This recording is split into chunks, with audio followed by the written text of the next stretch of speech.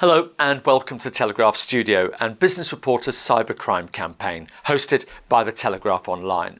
I'm Alistair Greener.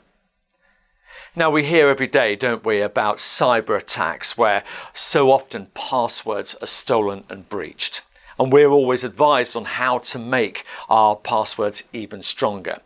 Yet perhaps there's an alternative where we don't actually need to use a password at all. Well, that's what we're discussing today with Keith Graham from SecureAuth.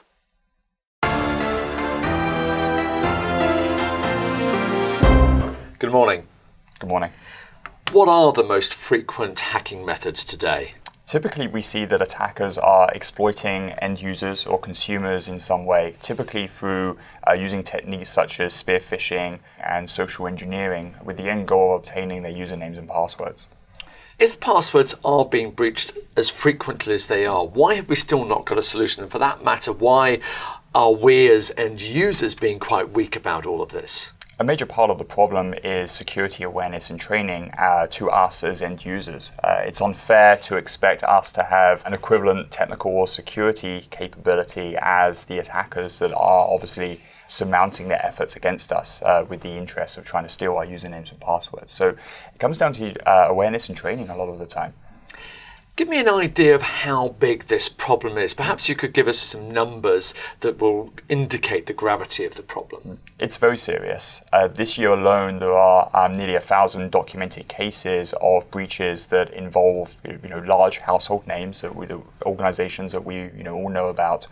And that equates to hundreds of millions of customer records and usernames and passwords that have been stolen. More recently, if we look at the LinkedIn breach as a good example, we see that LinkedIn were compromised by attackers, usernames and passwords were obtained, and they were then used to obtain access via other websites, via other sites and services. That was to the tune of over 160 million usernames and passwords. The trouble is, passwords is what we're used to. What else can we use? What's the alternative?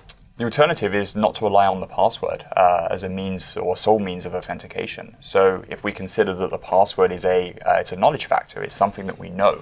So we can look to replace that with other alternatives, such as leveraging our mobile phone, so that's something we have, but also combining that with a biometric, so something that we are. A fingerprint is a good example. But in addition to those different methods, we can also perform what we call risk analysis. So there are many characteristics about us as users, as consumers, in how we access websites, how we access applications. If we take that information into account and build a risk analysis profile, in addition to using alternative authentication techniques, we actually have a stronger, much improved way of providing an authentication experience for the end user. It might be much improved using all of these extra levels, if you like, different ways of authenticating the end user.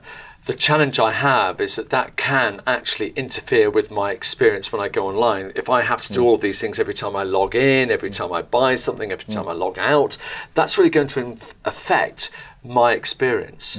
I always ask people, how often does your login experience include clicking "I forgot my password"? So when you take that into account and you remove the password dependency and you rely on something that you have in your pocket, such as your mobile phone, and we're all pretty used to using either a PIN or a fingerprint to gain access to our device now, that's a good user experience in itself. If we use those existing high-end user experience mechanisms as opposed to using the password, then arguably it provides an improved user experience while still maintaining a stronger security posture. The risk analysis that's performed in the background that again provides an even greater assurance level, that's all transparent. You will never know that that's occurring. That happens. Those layers of protection that are being put in place occur completely transparently behind the scenes. Tell me a little bit more about SecureAuth and where you fit into all of this. And if we worked with you, what's going to happen? How is your help going to manifest itself? SecureAuth is about determining identities with confidence. So as an industry, we've been very focused on ensuring that we only let the good guy in, while we're also about keeping the bad guys out. So our approach is extremely straightforward. At all existing points of authentication, whether it's at the edge of the network or it's inside the network or it's via access to, say, a consumer site, we add additional capabilities, the risk analysis, around that authentication process. But we also provide the capability to remove the password entirely from that equation. You're talking about a lot of new methods of authenticating identity, and you've talked about biometrics and so on. I'm intrigued. What's the future? What's coming next? What should we be looking out for? Well, as an industry, we've been very focused on solving problems around malware. We've been very focused on problems around the network as a perimeter and the endpoint as a perimeter. I think we're going to see further innovation around authentication technologies, but also establishing that identity as a perimeter and ensuring that that is an area of security that we have much better protection mechanisms and detection mechanisms around. Well, as you say, it's really important we stay one step ahead of the cyber criminals, and it's been fascinating finding out the methods by which we can actually do that. Keith Graham from Secure Auth, thank you very much indeed.